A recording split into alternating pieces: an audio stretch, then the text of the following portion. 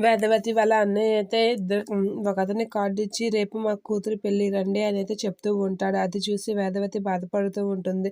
అందరూ అలా చూస్తూ నల మీద అయితే అలా వాళ్ళకసి చూస్తూ ఉంటుంది. ఇక వాళ్ళైతే కారు ఎక్కబోతూ వేదవతి వాళ్ళనైతే చూస్తూ ఉంటారు. అలా చూడగానే ఒకసారిగా వాళ్ళ అన్నయ్య అయితే చాలా ప్రేమగా వాళ్ళ చెల్లి కాసి చూస్తూ ఉంటాడు. అలా చూడగానే పెళ్లి కార్డ్స్ కాసి అయితే చూస్తూ ఉంటాడు. వేదవతి అయితే చాలా బాధపడుతూ ఉంటుంది. అందరిని పిలుస్తున్నారు, నన్ను పిలిచినా బాగున్ను అన్నట్లుగా అయితే చూస్తూ ఉంటుంది. ఇక వాళ్ళ అన్నయ్య అయితే అలా చూస్తూ ఉంటాడు. ఎంతైనా నా చెల్లెలే కదా అని చెప్పేసైతే అలా చూస్తూ ఉంటాడు. అలా చూడగానే పెళ్లి కార్డు చూసి ఇద్దామా అని చెప్పేసైతే అటుగా నడుచుకొని వస్తూ ఉంటాడు. అది చూసి వేదవతి అయితే అటు ఒక షాక్ అవుతూ ఉంటుంది.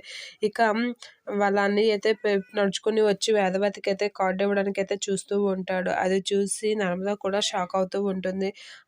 ఇక వాళ్ళ అన్నయ్య అయితే కూరగాయల బండి దగ్గరికి వచ్చి వేదవతికి అయితే పెళ్లి కార్డు ఇవ్వడానికైతే అలా చూస్తూ ఉంటాడు. అలా చూస్తూ కార్డు ఇవ్వడానికైతే ట్రై చేస్తూ ఉంటాడు. అదంతా చూసి నర్మద షాక్ అవుతూ ఉంటుంది. అలా షాక్ అవుతూ అతని కాసైతే చూస్తూ ఉంటుంది. ఇక వాళ్ళ వదిన కూడా హ్యాపీగా ఫీల్ అవుతూ ఉంటుంది. వేదవతికి కార్డు ఇస్తున్నారు వాళ్ళ ఆయన అని చెప్పి.